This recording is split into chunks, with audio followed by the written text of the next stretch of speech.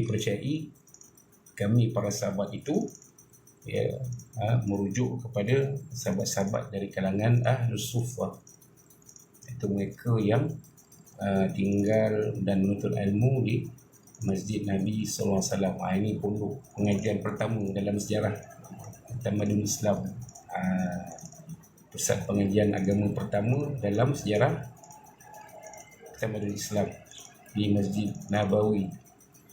Tuan gurunya Nabi Sayyidina Rasulullah SAW, anak-anak muridnya sekalian Ahlu Suffah. Antara mereka ialah Abu Hurairah radhiyallahu anhu.